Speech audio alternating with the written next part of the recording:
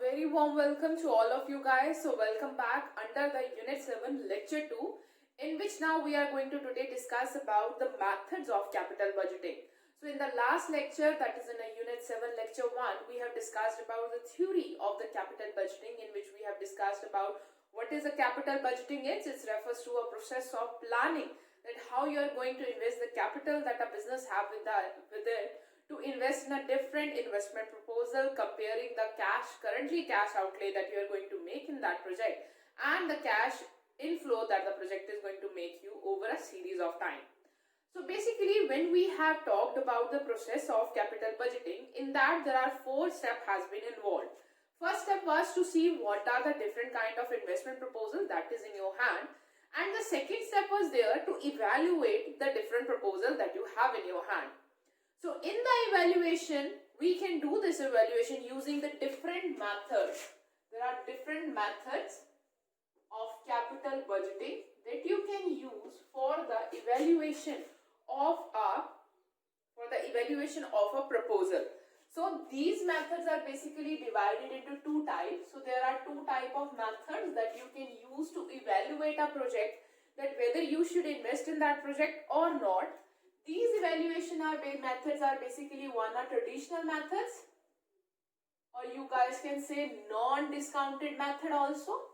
So as you guys know that we have done a chapter 3 in which we have discussed about the time value of money, and in the time value of money we have discussed about the discounted cash flow or discounting of the cash. Or discounting of the money, which basically means that what is the value of the money which you are going to receive in the future start today. Means if you have to present the future cash flow value in the present value. So that what we have calculated over there. So these does not use the discounted method. These are the traditional methods, and we have modern methods also, which are discounted cash flow methods. So these are the methods which see the time value of money. So means these methods will see the time value of money, whereas the traditional method will not consider the time value of money. They will be working without any kind of discounting technique to be put it up over here. So the methods that we have under the traditional are, we have payback period method. This is the first method. And the second method that we have over here is accounting rate of return, that is IRR method. Then on the other side, that is on the modern side, we have NPV method, we have IRR method, and we have PI method. So these are the 3 methods. Total there are 5 methods if you can see this chart. So you guys can see it over here. So there are 5 methods that is basically involved in the calculation of the capital budgeting. 2 are the traditional methods and the 3 are the modern methods. And one by one we will be studying all the methods that is related to the evaluation of a capital budgeting project. So first of all, we are going to start up with the traditional method, and we are going to study the payback period method. So let's start with it. So first of all, let's start with the payback method. So this is a payback period method. This is the most easiest method and the traditional method that is basically used without any kind of a much calculation or different calculation and difficult calculation into it. A very simple method that is used by the firm to evaluate whether they should invest in that proposal or not. So if you see from its name says payback. So this method is basically involved in that how quickly a project pay back itself. For example, means if I have to make you understand this method, for example, if you are investing 5 lakh rupees in a proposal, then how quickly in a project, for example, in a project A, then how quickly or in how many less number of years project A will be giving you 5 lakh rupees back. The sooner you will get your initial investment or you earn initial investment from that project, the comfortable or more appropriate that project is for you. That is what is a simple logic between the payback method is. So the payback period is one of the most popular and widely recognized technique of evaluating the investment proposal. The payback period may be divided as that period required to recover the original cash outflow. So payback period is a period required to recover original cash outflow. So basically means that if your cash outflow initially was 5 lakh rupees, so means how quickly you will be able to recover that amount. Sooner the better. So means if you are able to recover this amount quickly, means that project is a more better project. So the payback period may be defined as a period required to recover the original cash flow that has been invested in that project. In other words, is the minimum number required years to recover the original cash investment or outflow that you have invested in that project. The cash flow after taxes is used to compute the payback period. So basically the cash flow that we are going to take over here is the cash flow period that will be cash flow after the taxes. So means after payment of taxes, whatever you are going to left, that is going to be the cash flow with you. The payback period can be calculated in two ways. So there are two ways. One is using a one formula, or you can simply by accumulative by doing the accumulating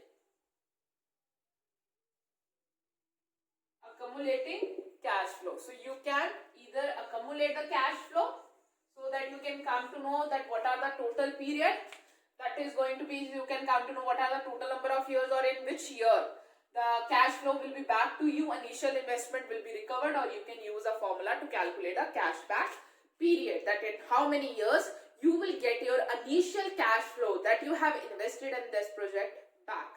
The first method can be applied when the cash flow stream of cash is equal throughout the year. So this formula or this method of calculating the payback period is used when the cash inflows are equal over a period of years. So means every year you are getting 20,000, every year you are getting 30,000. So this method is used in that. But when in the situation when the cash flow is not that even, so we use accumulative cash flow method in those situations. So in this situation, so if you have to calculate a payback period using a formula, then the formula for the same is original investment, whatever the original investment that you have made in that project, you have to divide that investment with the constant cash flow after taxes. So this is a simplest formula that you can see it over here, that how we are going to calculate it. So basically you can calculate a payback period using the two methods, either using a formula, either accumulative cash flow. So the using formula is take place when the cash flows are equal throughout the year. Means in this case the formula is original investment divided by the constant cash flow that you are getting after taxes. For example, if I give you an example of it, the same example that we have invested, for example, 5 lakh rupees, and every year it is going to generate 1 lakh rupees as a cash inflow. So means 5 years it will take, 5 years will be a payback period. So this formula is basically used when the cash flow is basically very equal throughout the year. So this can be used. Other one is basically this method is basically used when the cashback period or the cash flows are equal throughout the year or throughout the life of that project. And the accumulative cash flow is basically, this is a second method, is applied when the cash flow after the taxes are unequal. So means the cash flow like you are getting in first year you get 5,000 or 50,000. In second year you get 60,000. In third year you get 40,000. your annual cash flows, inflows are basically not equal. So in that case, you go for the second method. So the second method is applied when the cash flow after the taxes are unequal or not uniform over the project lifetime. So in this situation, the payback is calculated through the process of accumulative. So basically, you do the calculations and you keep on totaling the cost till you are not reach at the initial investment amount. So the cumulative process goes up to the period where the cumulative cash inflows are basically equal to the cash outflow. So you have to do the accumulation or totaling of the cash inflows till your cash inflows are not equal to the initial investment that you have made in the project. So in this case, in the case of accumulative cash flow, what we do, we calculate the payback period is equal to year before full recovery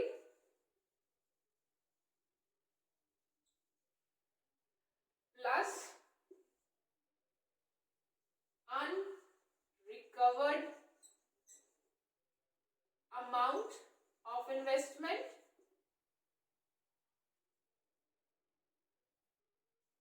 divided by an cash inflow during the period. So basically, how you are going to either you are going to calculate the payback period using the accumulative cash flow, or otherwise what you are going to do, you are going to calculate it by accumulating if it has come to the equal amount. That's a more easy thing. Otherwise, you have to take the year before full recovery plus the amount that is yet to be recovered upon the cash during that year that has been made as a cash accumulative cash inflow. So this is how you are going to calculate the payback period when the cash inflows are basically not equal. So this is how we are going to calculate the things. So in this we also have an acceptance and rejection rule. So acceptance or the rejection of a project is based on the comparison of calculated payback period with the maximum or standard payback period. So in this case, in the payback period method, how you are going to accept or reject the project. Let's see. So there we use one acceptance and rejection rule. So the acceptance and rejection rule is basically related to the comparison of actual payback period with the standard or the maximum payback period that you have put into it. So the calculative payback period has to be lesser than the standard payback period if you want to accept the project. If your calculated payback period is greater than the standard payback period, then you will reject the project. So this is what the acceptance and the rejection rule that is used in the payback period. For example, if it's come equal, then you may consider the project. It's not like this. For example, if our standard is 5 year and our actual is also coming as a 5 year, calculated actual of payback period is also coming as a 5 year. So in that case, you may consider the project for the further calculation or the further consideration, and after that you may decide that whether you should go for that project or not. For example, my standard payback period of a project means a standard years that I am considering is, for example, 6 years. So means I have made an investment of 5 lakh rupees in that project. 1 lakh is the cash flow that is a project generating every year. So 5 years come my calculated payback period. So means if I calculate it with the compare it with the standard, I should invest in this project. That's simple as that. If my standard is 4 and my calculated is coming as a 5, so means I should not invest in this project. So this is how the payback, through using the payback method, you accept that whether you should invest in a project or whether you should not invest in that particular project. So as you guys can see over there, the working of or working with a payback period is a very, very simple thing. It's a very simple method. So if we discuss the advantages of a payback period, it's merit at, it's very simple and easy to understand. So it's very simple and easy to understand. Even the calculation of a payback period is a very easy. And then comparison with the standard is a very simple thing. So it's give you a the operation or the calculation under this method is a very easy to understand also. The cost involvement is calculated in the payback period is very less as compared to the other method, because it does not involve any kind of very stringent calculations. And moreover, its rules on the basic principle that sooner you get your cash back, the better the project is. So sooner if you are able to get your money back, the better it will be for you, so that you can invest in some other investment proposal. So this is the biggest advantages that is related to the payback period.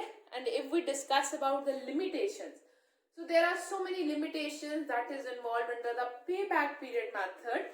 First one is it's ignore the time value of money, which is a very important factor when we come to the financial management. There is a specific chapter that has been related to it to make you guys understand with the time value of money. Same thing is that if you have a money today, then you receive the tomorrow money will be losing its value, because over a period of time the purchasing value, the purchasing power or the value of money reduces. So it is totally ignoring the discounting or the present value of the money. Time factor is not being involved over here. So that's why this method may not give you a correct or an accurate analysis of which is a better project. It does not appropriate method for measuring the profitability of an investment, not consider all cash inflows yield by the investment. So basically, one more problem with this method is it does not calculate profitability. It does not calculate which project is more profitable. It just see which project is able to give the money back more quickly. For example, there are two projects, Project A and Project B. Project A is going to give you money back in 4 years. Project B is giving you money back in your 5 years. But Project A is less profitable, just causing you a profit of 1 lakh. Project B is more profitable, causing you a profit of 1,50,000. But if you will try to choose which project you are going to invest in as per the payback period, you are going to choose the Project A and going to ignore the Project B. So this is what the thing is, the first limitation of a payback period method. It is not an appropriate method to measuring the profitability of an investment and does not consider the cash inflow over throughout that investment, and it does not considering the profitability of that investment. Second is, it does not take into consideration the time value of money, that I have already discussed with you, that these is the payback period method is a traditional method. It does not discount the value. It does not consider the time factor that is involved with the money, so it's ignoring that. So it might not give you an appropriate calculation or appropriate image of the project, that whether you should invest in it or not, because the time value of the money has been ignored. Third is, there is no rational basis for setting a minimum payback period. So basically, when you are selecting a standard or a minimum payback period that is required by you for comparison with the actual that you are going to compute. So actually you will be computing, no problem in that, but how you are going to set the standard or what will be the minimum period, there is no accurate basis to set that also. It just depends upon a person discretion or a manager's discretion. But how that standard period come, that is, there is no formula or there is no specific thing which is related to that period or the calculation of that standard. It is not consistent with the objective of a maximum shareholder wealth. Shareholders' wealth does not depend upon payback period of an investment project. Moreover, this method does not go along with the objective of that is a wealth maximization of a shareholder, because how quickly a investment going to give the money back is not going to impact the wealth of the shareholder. The wealth of the shareholder is going to be impacted by how profitable that investment is. So that's why this method suffers from number of drawbacks. So before we go to the another method, let's discuss some of the questions which start. Let's do some of the numerical questions related to it. So let's do illustration number 1 for the payback period. A project requires an initial investment of 1,20,000 and yields an annual cash inflows of 12,000 for 12 years. Find the payback period. So, initial investment that is given to me in this question is 1,20,000. So, you are making an investment of 1,20,000 in that project, and that project yields an annual cash inflow of 12,000. So annual cash inflow that is being generated in that project is of 12,000, and for how many number of years? It is 12 years. Basically we are not requiring the 12 year over here, we require to calculate payback period. So payback period, now here I will be using the formula because the annual cash inflow that is at 12,000, that is equal every year, so it is not changing. So I will be using the basic formula of original investment. What is the original investment that you are making? I will be dividing it the annual equal cash inflow, so that I can calculate the payback period. So in this case, the payback period is 1,20,000 divided by 12,000. So when you will calculate it, it will come as 10 years.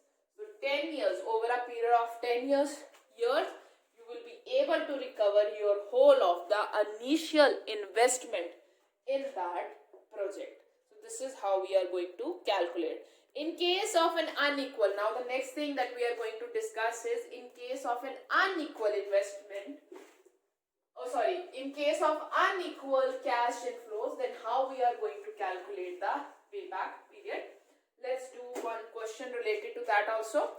It's an illustration number 2. A projects require an initial investment of 20,000.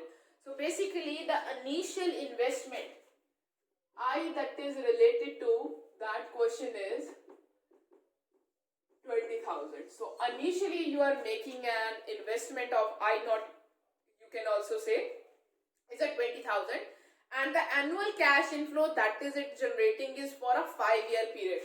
So the n number is 5 years.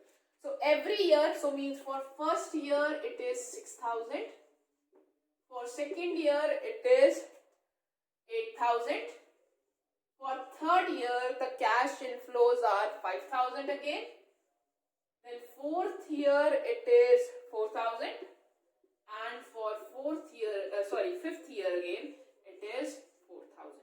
So this is what the things that is given to you, and you have to calculate a payback period.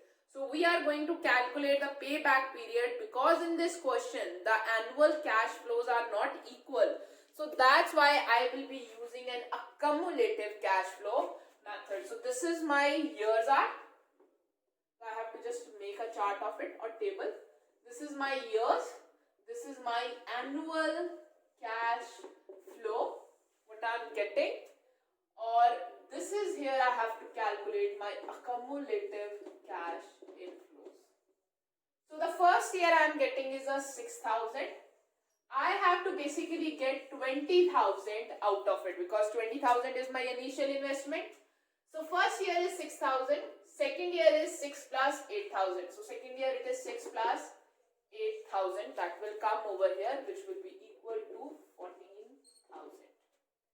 Next year it will be 14 plus 5,000. So 14 plus 5,000, it's come as 19,000. So you guys can see in the third year we are very much reached up to the point of collecting the 20,000. So in the next year we got 19,000 plus 4,000. So it will come as 23,000. In some of the question could be like this. For example, in spite of here being a 4,000, if here be 1,000, so then it will be like this. 19,000 plus 1,000, I got 20,000. So means in the fourth year will be my payback period. So the calculation is very easy over here. But now in this question, what is happening? I am not getting a round of 20,000. because the amount is 4,000 over here. So when I calculated 4,000, it comes 23,000 over here. Okay, if you guys want to go further, so 23,000 plus 4,000, you got 27,000 over here. So these are our accumulative cash inflows. So basically, but I don't get my payback period because my payback period lies in between 3 and 4. I don't get an exact amount 20,000. In the third year, my amount is 19,000. In the fourth year, my amount is 23,000. And I want to calculate exactly where my payback period lies. So for that, I will be using a formula that I have already discussed. Payback period will be, that is a recovery period that is there. So previous recovery period that is there, 3 year is there. In this I have to add what? How much amount left unrecovered amount. Okay, unrecovered amount and amount, or you guys can say cash flow of next period or next year. So this is what I have to do. Third year mostly will be the year, or you guys can say a previous year. In this I have to add the unrecovered amount that is still left to be covered. Till now I have recovered 19,000, but I want to recover how much? 20,000. So means how much is left to be recovered? That is 1,000. That is here. Now, in the fourth year, how much total amount I have recovered? That is a 4,000. So it will come 4,000 over here. So what you just have to do, you have to 1,000 divided by 4,000, it will come as 0.25. So 3 plus 0.25, so it comes 3.25 year to recover the fully initial amount. So this is how you calculate the things when you are calculating as per the payback period. But in this case, the cash flows are not equal in the lifetime, but they are unequal. And this is how we are going to calculate the things. I hope so that you guys are clear with it. Then we will move with the next question. Now let's do one more question in which we will be doing a comparison, because till now the question that we have calculated for the payback period was a very simple one in which just you have to calculate the payback period of a simple project. But now if two projects are given to you or two investment opportunities are given to you, then how you are going to compare one investment opportunity with another investment opportunity? This what we are going to discuss in the next question. A company is considering expanding its production. It can either go for an automatic machine or it can go for any ordinary machine. So there are two investment opportunities are given. One is an automatic machine, the other one is an ordinary machine. So the automatic machine is costing rupees 2,24,000. So means if I talk about automatic, so the automatic machine is going to have the initial investment of 2,24,000. So this is what is given to me. Along with that, its estimated life. Its estimated life is of a 5 years period. So this is what is given to me. If they want, they can go for the ordinary machine also. The ordinary machine is costing 60,000, no doubt in that. But its estimated life is 8 years. So this is what is given to me. Along with that, there is no cash flow is given, but we have to calculate the cash flow if we have to go for the automatic and if we go for the ordinary. For both of the machines, we have to calculate the cash flows. For this calculation, we are given with the different information, like we have given with the information of sales, then the different costs that is involved with that machines. So we have to calculate the cash flow so that we can consider that whether we should invest in that machine or whether we should invest in automatic machine or the ordinary machine.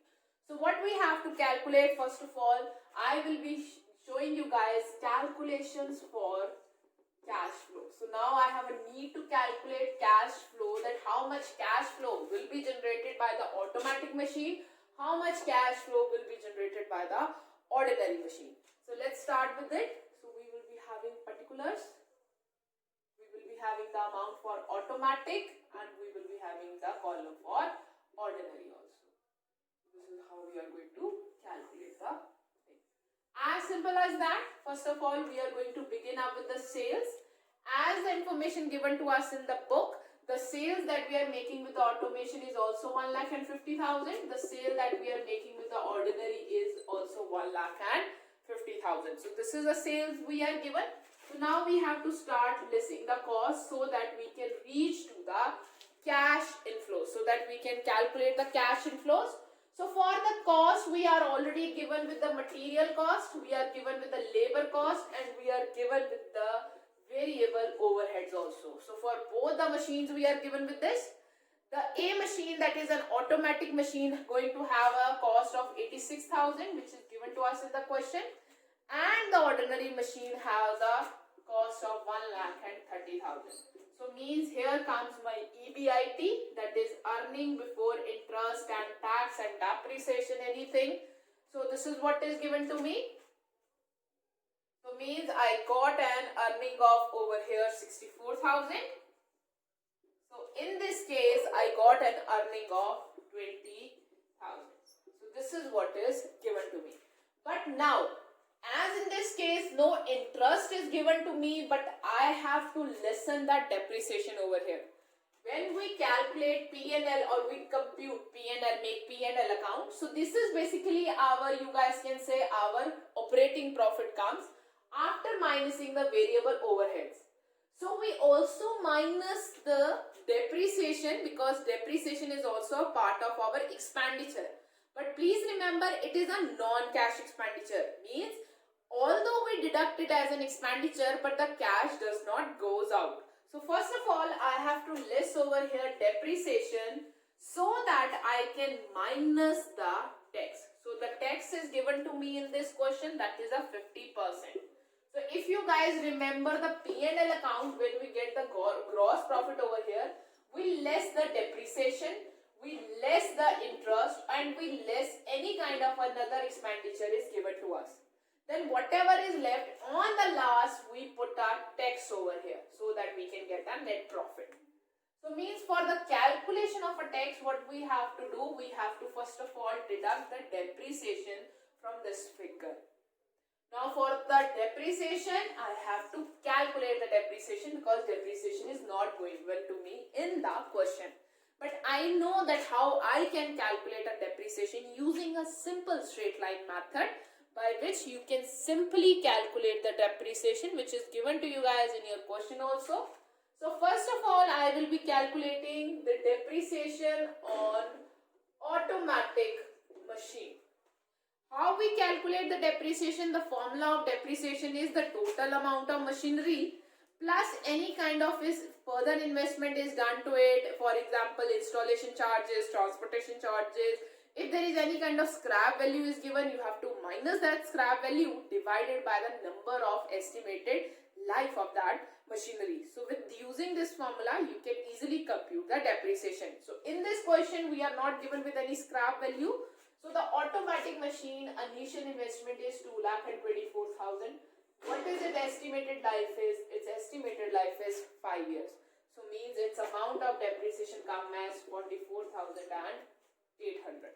So this comes the depreciation 44,800 is the depreciation that I will be reducing. So why I have kept the figure in the bracket? Bracket figure means that it is a negative figure. I have to deduct it. Similarly, if I have to calculate this depreciation on an old machinery, so for old machinery, how I will be calculating? Same formula. Initial investment is 60,000. I don't have any kind of scrap value into it. So 0 divided by 8. So it comes as 7,500. So 7,500 comes as my depreciation that I will be charging on the older machinery. So now what I have to do is I have to deduct that depreciation over here also, 7,500.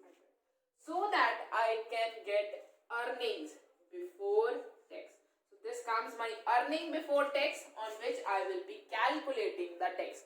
So my earnings before tax come for the modern machinery as 19,800, sorry 200, and for the old machinery it comes as a 12,500. So I hope so that you guys are clear up to this. So the next thing that I have to calculate is a tax which is given to me in the question, which is a 50%. So 50% of this, 50% of this, so it will come as 9,600, and this comes as 6,250. So this comes my earnings before, earnings after tax and after depreciation. You guys can write down also in earnings after tax only. So means if it's an earnings after tax, so it is basically after depreciation also. So guys, please do remember that this is not my cash flow. This is my earnings after tax. Cash inflow includes the cash that is basically or literally coming into the business. The earnings basically includes lessing depreciation also, which is a non-cash expenditure. So basically what is happening when I am calculating over here this earnings after tax, these are my earnings, no doubt in that. But if I calculate, if I'm going to consider or count my money or count my cash, I'm going to have this 44,000 also and 7,500 also. Why? Because I am here calculating cash inflows. I don't require earnings. I want cash inflows. So for the calculation of a cash inflows, how we calculate the cash inflow, its formula is like this. Please pay attention that out of sales, first of all, we list any kind of cost is there, so that we can come to the earnings before depreciation and tax. If there is any interest is there, any expense is there, why we initially have to less the depreciation? Because I want to calculate the tax. If you give a review back to when you are preparing P&L account, you can't straight away calculate the tax. The tax is basically calculated on the leftover earnings which is there after deducting the depreciation or any kind of expenses there. So for this, first of all, initially have to less the depreciation so that I can get earning before tax. So in the earning before tax, you have to minus the tax so that you can get earnings after tax. So these are earning after tax. So if you want to reach to the cash inflows, that how much actually cash has been generated, so what do you do? In the earnings after tax that you have got, just add the depreciation into it so that you can get the actual cash you have received, so that you can calculate or get the amount of actual cash you have received. So I hope so that you guys are clear with it. So in this question, so if we give a back to this question, so in this question I have already calculated EAT. In this question it was 19,200 over here and 9,600 over here for the automatic machine, and 6,250 was for the old machine. Now what I have to do, I have to add a depreciation into it, which I have earlier deducted. I have to add it back, this amount over here, this amount over here, so that I can get the cash inflows. So depreciation of 44,800 is to be added, and over here 7,500 is to be added. So means the cash inflows that is going to be for a modern machine, or you guys can say automatic machine, is going to be 54,400.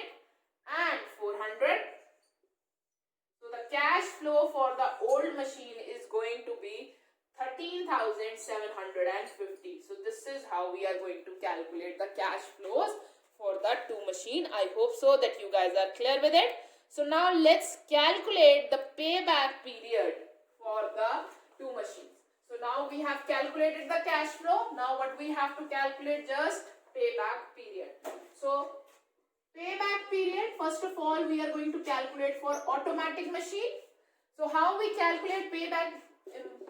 Initial investment divided by the cash inflows. This is how we calculate it.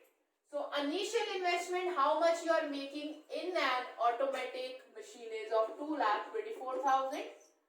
And how much cash inflow you are generating? It is 54,400. Payback period for ordinary or old machinery, 60,000. And what is the cash inflow? 13,750. So for both you can calculate the payback period. So when you will calculate for automatic machine, it is going to come as 4.11 year. For the second machinery, that is an ordinary, it is 4.36 year. So basically you can do a comparison. This have a shorter payback period. So a company should go for an automatic machine in spite for going for the ordinary machine, because the payback period of automatic machine is lesser than the ordinary machine. Now with this we have been done with our payback period method, and we are going to begin up with our next method, that is an accounting rate of return method, or you can also call it as an average rate of return method. This is what we are going to use under it, consider under it. So the accounting rate of return method is an accounting information as revealed by the financial statement to measure the profitability of an investment proposal.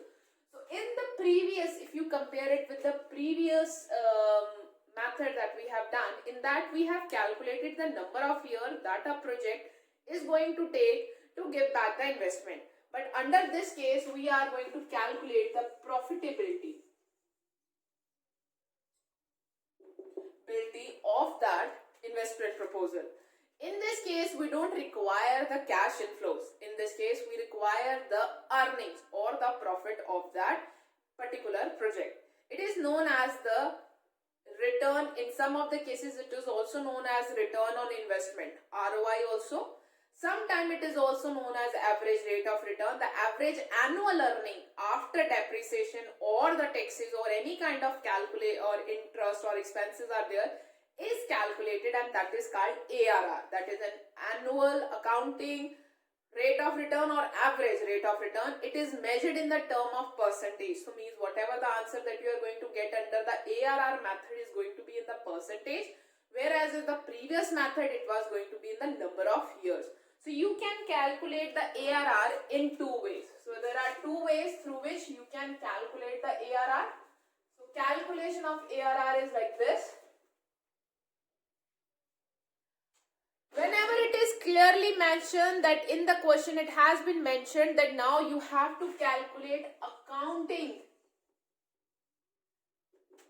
rate of return. There are two things, whether in the question you have been asked to either calculate accounting rate of return, or you can be asked to calculate the average rate of return. So for that, almost the formula is not that is different, just a little change is there, whereas rest of the things are going to be very same. So first of all, if the question is saying you to calculate the accounting rate of return, if the accounting rate of return is given in the problem, and return on original investment method should be used to calculate the accounting rate of return. So in this case, the ARR will be calculated in this way. That is an average annual earnings after tax, or you can say profit after tax earnings. So in this case, we are not considering the cash inflows. We are considering the earnings or the profits divided by the original investment that you are making in that project into 100, divided by the original investment that you are making.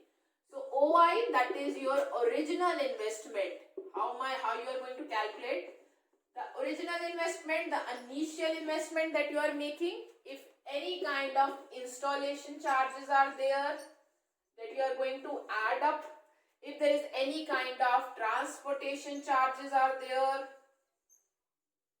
that you are going to add up also. So this is how you are going to calculate the original investment, and this is how you are going to calculate the ARR, that is an average annual earnings at the rate earnings after tax or the profit after the tax, one is the same thing, divided by the original investment. Original investment is equal to original investment plus any kind of installation charges are there or the any kind of transportation charges that you have paid. So this is how we are going to calculate.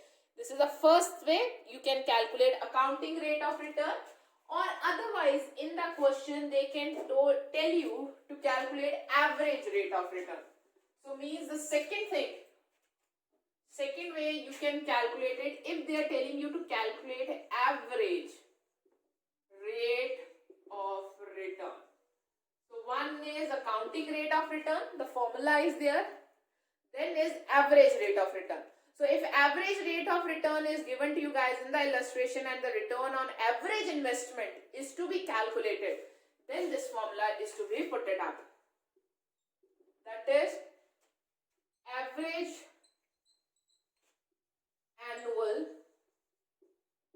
earnings after tax or profit after tax. So means numerator is same. There is no change in that. But there is a change in denominator. In spite of just having the original investment, we are going to have average investment. We are going to use over here average investment into 100. So there is a just change in the denominator. Here it was original investment. Here it is an average investment. Now how we are going to calculate AI, that is our average investment. So the average investment is basically calculated using original investment what you have made. If there is any scrap is there, you are going to minus that scrap and you are going to divide it whole by 2. If there is any kind of further transportation or additional capital you have invested, you can add that also. So this is how you are going to calculate the average investment, that is an original investment minus scrap divided by 2 plus any kind of additional net working capital you have introduced or any kind of further, if it has any kind of other scrap value, that is to be added into it. So this is how we are going to calculate the accounting rate of return or the average rate of return depending what they are asking you in the question to calculate.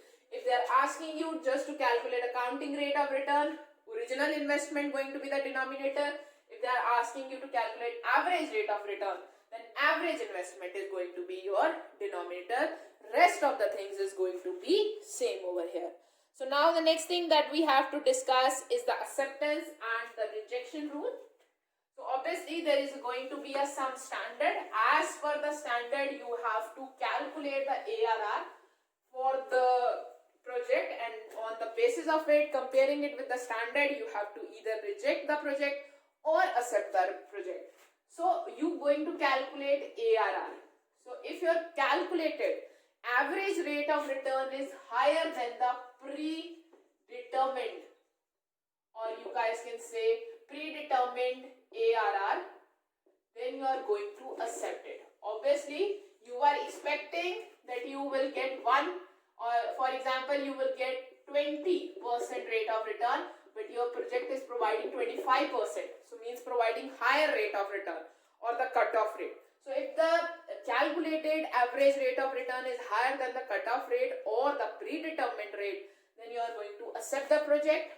If the calculated ARR is lesser than the predetermined one, then you are going to reject the case. So this is what the thing is. If it is equal, then you may consider, then you might go for the further calculation that whether you should invest in it or not. So these are the basic acceptance and the rejection rules that is related to ARR. Let's discuss some of the advantages and the disadvantages which is related to this method. So as you guys know, the calculation under this method is pretty easy. The understanding of this method is also very easy. You don't have to calculate very difficult kind of things. Simple things are there. So the most significant merit of ARR rate is very simple to understand and to calculate also. So simple, whole of the information is available from the different accounts are there. So from those prepared accounts like P&L account or balance sheet, you can consider the earnings, you can consider the how much investment you have made, you can simply calculate the ARR, and then you can compare. Information can be easily drawn from the accounting record. It takes into overall profitability. So in this case, we are not considering the cash inflows. We are not considering how quickly we are going to recover our initial investment back. What we are considering is how much earnings we are going to get from that project. Earning means after minusing depreciation, after minusing all the expenses and the taxes, what you left in your hand. So this is the correct thing to consider the profitability. So it is considering the profitability of the project. Cost involved in calculating payback period is very less in comparison to sophisticated method, hence it saves analysis time.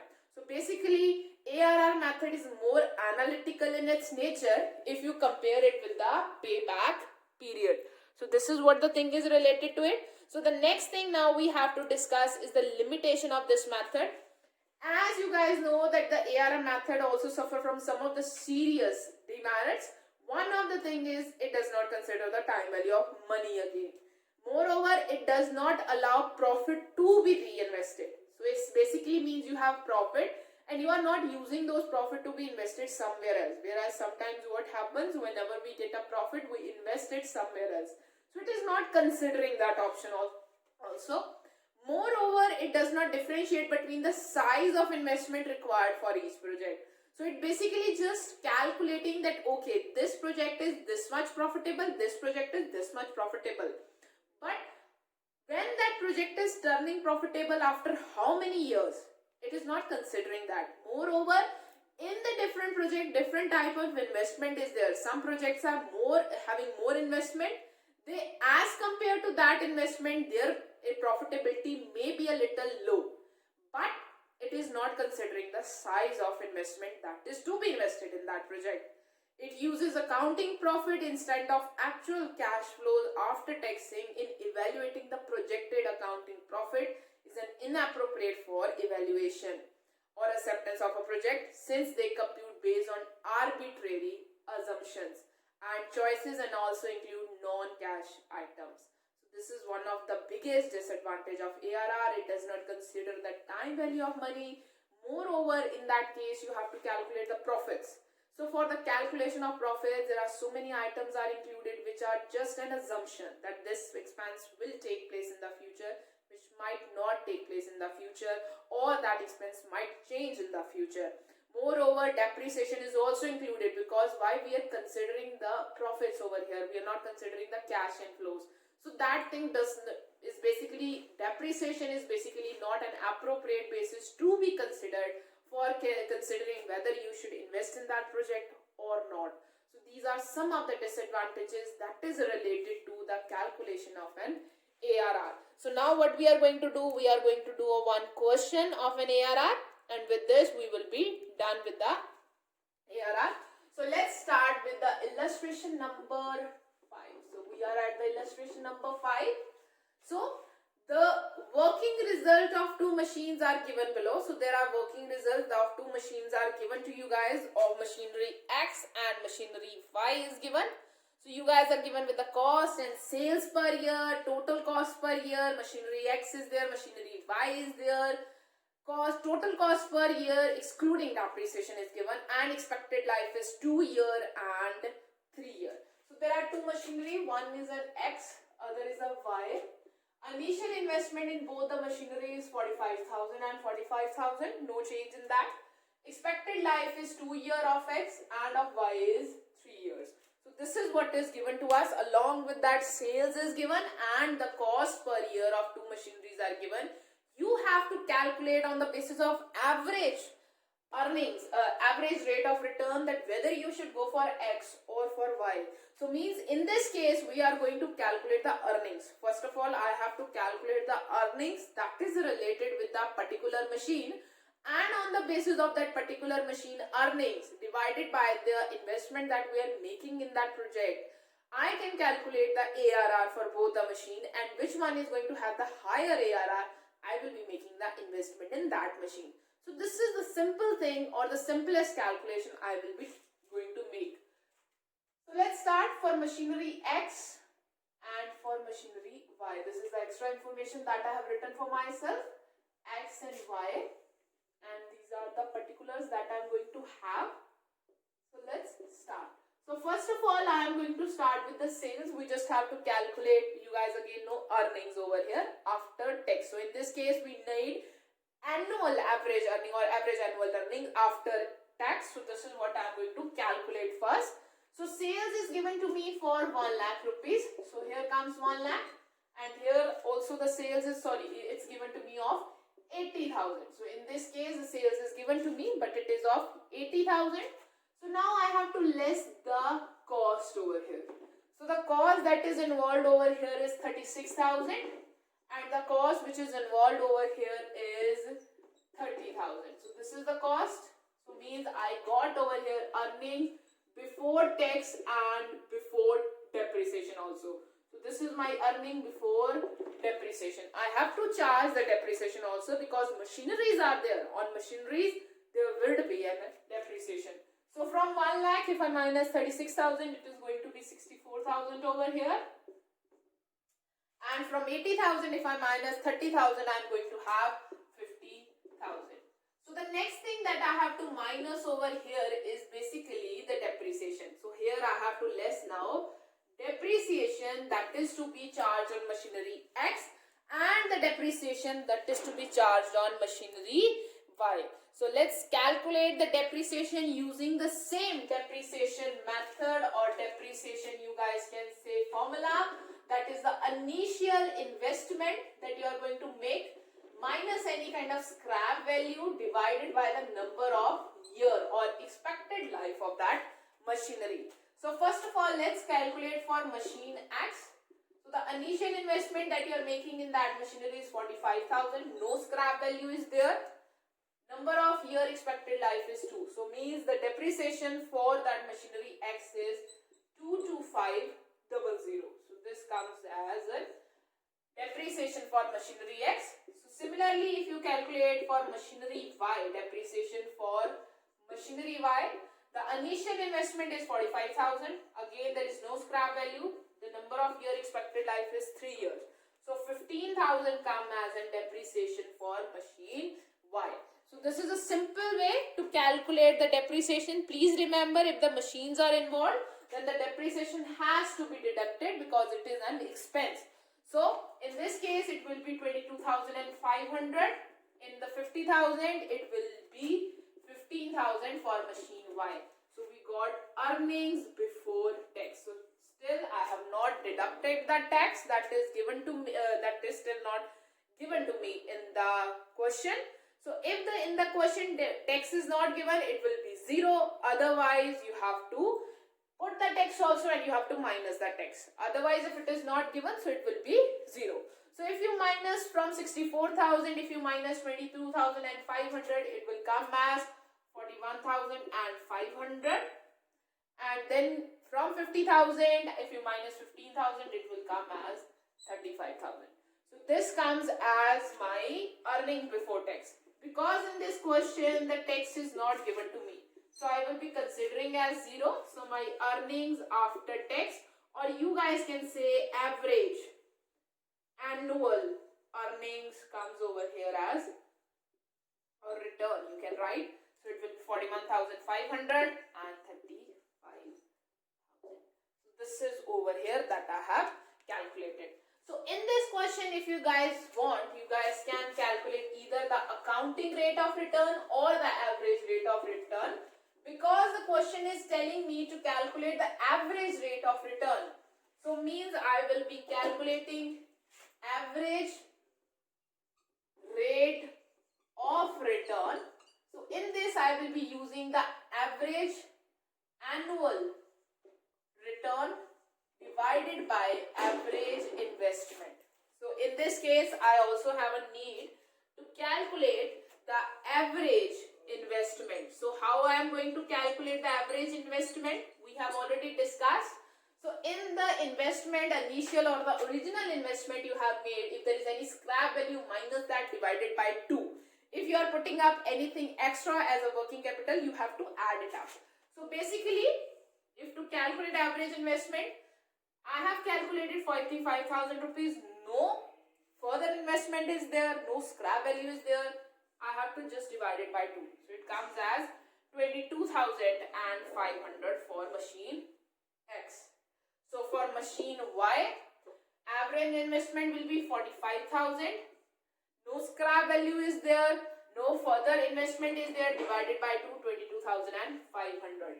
So let's calculate ARR. Now we have to calculate ARR for machine X and for machine I, so that we can come to know what is a percentage that is over here. So let's calculate it. ARR for machine X and ARR for machine Y. So the average annual return that is made by machine X is 41,500 and the average investment is 22500 into 100. So this is how you are going to calculate it. Next thing is for machine Y.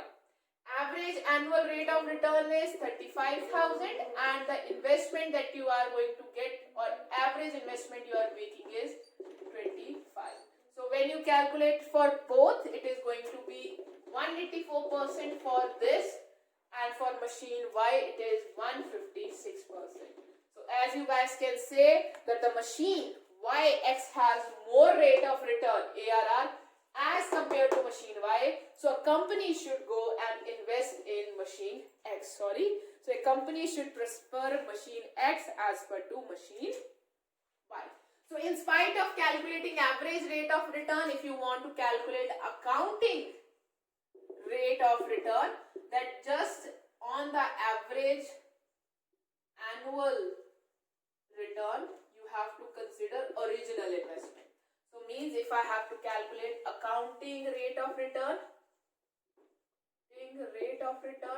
for machine X and accounting rate of return for machine Y, so what will be the change? The denominator will be changed. So here it will be 45,000 into 100, no averaging out is there. In this case again 4,500 1000 will be here into 100. So this is how we are going to calculate the ARR. So with this we are already done with our traditional methods, that how we are going to use the traditional methods for the calculation of whether you should consider a project or not. So in the next lecture we are going to start with our modern methods, in which we will be considering the discounting for the calculation of the whether you should invest in that project or not.